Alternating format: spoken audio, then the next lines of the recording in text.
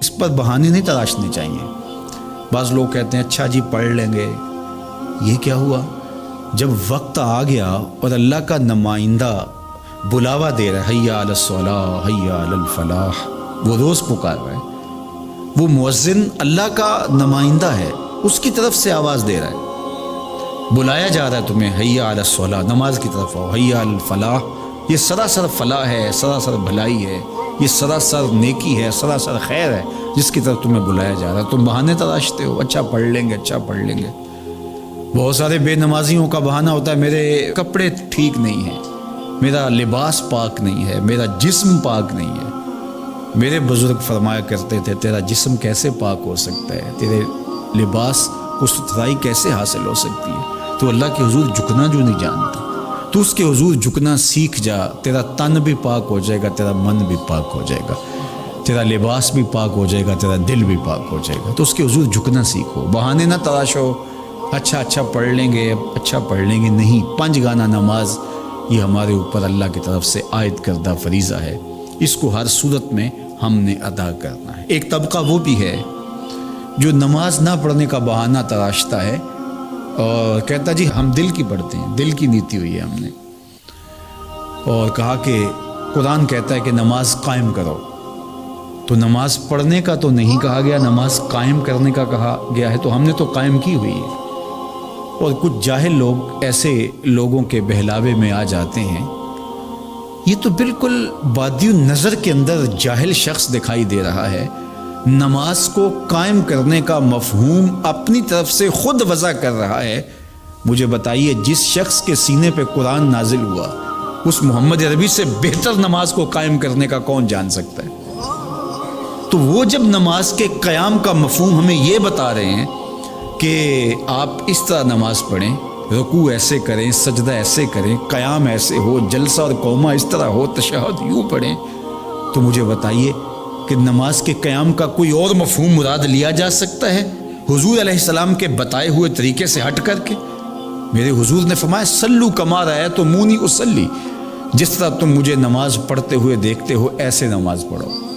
یہ طریقہ بتایا حضور نے۔ یہاں علماء نے بڑی خوبصورت بات لکھی کہ حضور نے یہ نہیں کہا کہ جس طرح میں نماز پڑھتا ہوں اس طرح نماز پڑھو، کہا جس طرح تم مجھے نماز پڑھتا ہوا دیکھتے ہو ایسے نماز پڑھو، کیونکہ جس طرح حضور نماز پڑھتے ہیں اس کیفیت میں تو کوئی پڑھ ہی نہیں سکتا ہے، اس لیے کہا جس طرح تم مجھے پڑھتا ہوا دیکھتے ہو میری اداؤں کو اختیار کرتے جاؤ، تمہارا رب تمہیں قبول کر لے گا۔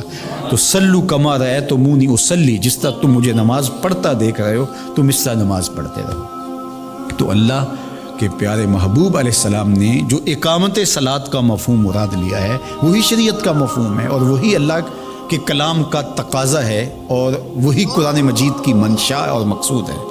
اس سے ہٹ کر کے کسی جاہل کی باتوں میں آ کر کے اپنی آخرت برباد نہیں کرنی چاہیے۔ اللہ تعالیٰ جل شانہ نے قرآن مجید میں ایک موقع پر ارشاد فرمایا فویل للمصلین الذین هم عن صلاتهم ساہون، سو خرابی ہے ان نمازیوں کے لیے جو اپنی نمازوں سے ہی بے خبر ہیں، نماز پڑھ رہے ہیں لیکن انہیں پتہ ہی نہیں کہ ہماری نماز ہمیں بتا کیا رہی ہے، ہماری نماز کا سبق کیا ہے، اس کے اثرات ہی ان کے وجود پہ مرتب نہیں ہوتے۔ جبکہ نماز کا لازمی نتیجہ یہ ہے کہ نماز برائی اور بے حیائی سے روکتی ہے۔ نماز کے نتیجے کے اندر یہ چیز نصیب ہوتی ہے کہ آنکھوں کو پاکیزگی ملتی ہے، خیالوں کو طہارت ملتی ہے، سوچوں کو نور نصیب ہوتا ہے، باطن کا تزکیہ ہوتا ہے، من کا تصفیہ ہوتا ہے، اندر ستھرا ہو جاتا ہے۔ نماز پڑھنے والا ایک صالح اور پاکیزہ انسان بن کر کے معاشرے کا کارآمد فرد بن جاتا ہے۔ لیکن نماز بھی پڑھ رہا ہے اور اس کی کرتوتیں بھی ایسی ہیں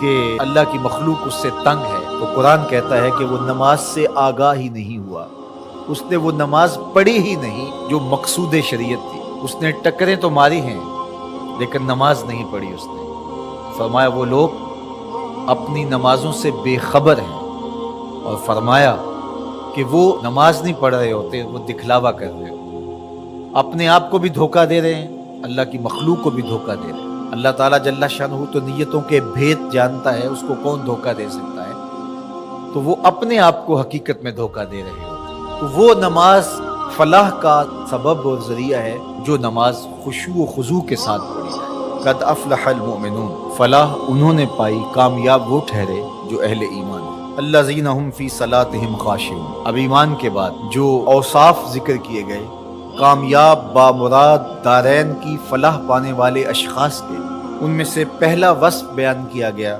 کہ یہ وہ خوش نصیب لوگ ہیں جو اپنی نمازوں میں خشوع و خضوع کرتے ہیں، عاجزی کرتے ہیں۔ نماز کا خشوع یہ ہے کہ آداب کی رعایت کے ساتھ نماز پڑھی جائے، جو پڑھا جا رہا ہے اس کے معانی پر غور و فکر کیا جائے، دل بھی جھکا ہو، اعضاء و جوارے بھی اللہ کے حضور جھکے ہوئے ہو، دائیں بائیں التفات نہ ہو، اور پوری توجہ کے ساتھ اللہ کے حضور کھڑا ہو جائے۔